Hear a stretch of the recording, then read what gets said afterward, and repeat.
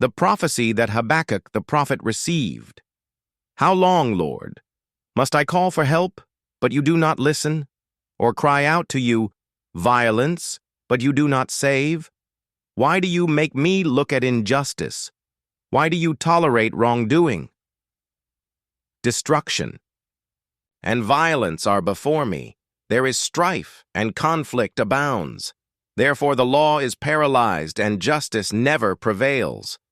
The wicked hem in the righteous, so that justice is perverted. Look at the nations and watch, and be utterly amazed. For I am going to do something in your days that you would not believe, even if you were told. I am raising up the Babylonians, that ruthless and impetuous people who sweep across the whole earth to seize dwellings not their own. They are a feared and dreaded people. They are a law to themselves and promote their own honor. Their horses are swifter than leopards, fiercer than wolves at dusk. Their cavalry gallops headlong, their horsemen come from afar. They fly like an eagle swooping to devour. They all come intent on violence. Their hordes advance like a desert wind and gather prisoners like sand. They mock kings and scoff at rulers. They laugh at all fortified cities. By building earthen ramps they capture them. Then they sweep past like the wind and go on, guilty people whose own strength is their God. Lord, are you not from everlasting? My God, my Holy One, you will never die. You, Lord, have appointed them to execute judgment. You, my rock, have ordained them to punish. Your eyes are too pure to look on evil. You cannot tolerate wrongdoing. Why then do you tolerate the treacherous?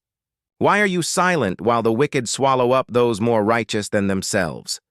You have made people like the fish in the sea, like the sea creatures that have no ruler. The wicked foe pulls all of them up with hooks. He catches them in his net. He gathers them up in his dragnet. And so he rejoices and is glad. Therefore he sacrifices to his net and burns incense to his dragnet. For by his net he lives in luxury and enjoys the choicest food.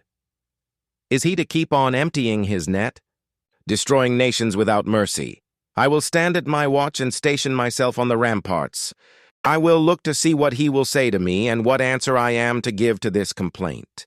Then the Lord replied, write down the revelation and make it plain on tablets, so that a herald may run with it. For the revelation awaits an appointed time. It speaks of the end and will not prove false. Though it linger, wait for it. It will certainly come and will not delay. See, the enemy is puffed up. His desires are not upright. But the righteous person will live by his faithfulness. Indeed, wine betrays him. He is arrogant and never at rest. Because he is as greedy as the grave and like death is never satisfied, he gathers to himself all the nations and takes captive all the peoples. Will not all of them taunt him with ridicule and scorn, saying, woe to him who piles up stolen goods and makes himself wealthy by extortion? How long must this go on? Will not your creditors suddenly arise? Will they not wake up and make you tremble?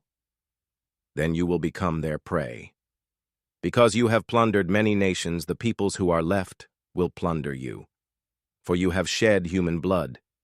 You have destroyed lands and cities and everyone in them.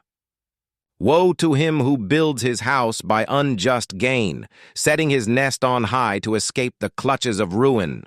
You have plotted the ruin of many peoples, shaming your own house and forfeiting your life. The stones of the wall will cry out, and the beams of the woodwork will echo it.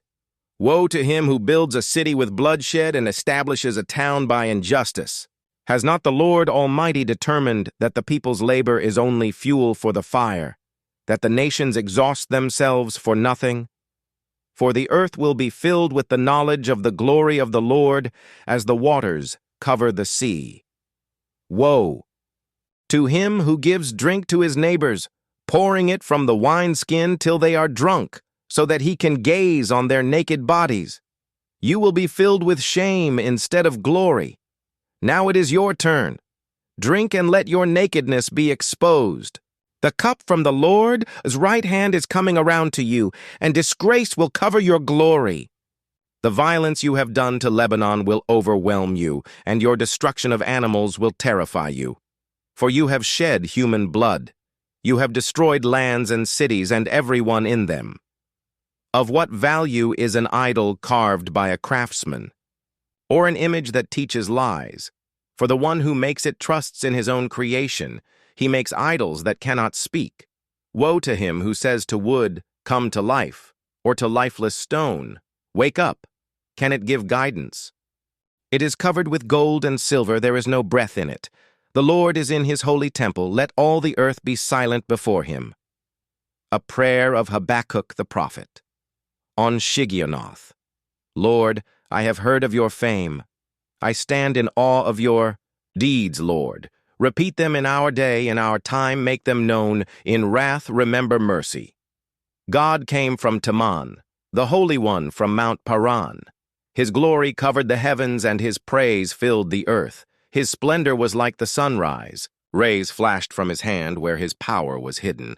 Plague went before him. Pestilence followed his steps. He stood and shook the earth. He looked and made the nations tremble. The ancient mountains crumbled and the age-old hills collapsed.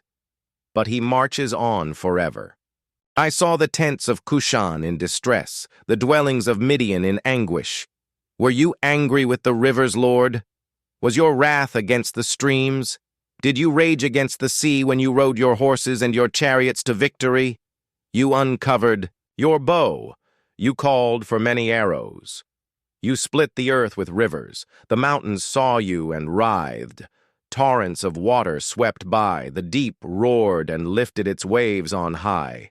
Sun and moon stood still in the heavens at the glint of your flying. Arrows at the lightning of your flashing spear. In wrath you strode through the earth, and in anger you threshed the nations. You came out to deliver your people, to save your anointed one. You crushed the leader of the land of wickedness. You stripped him from head to foot. With his own spear, you pierced his head when his warriors stormed out to scatter us, gloating as though about to devour the wretched who were in hiding. You trampled the sea with your horses, churning the great waters. I heard, and my heart pounded. My lips quivered at the sound. Decay crept into my bones, and my legs trembled.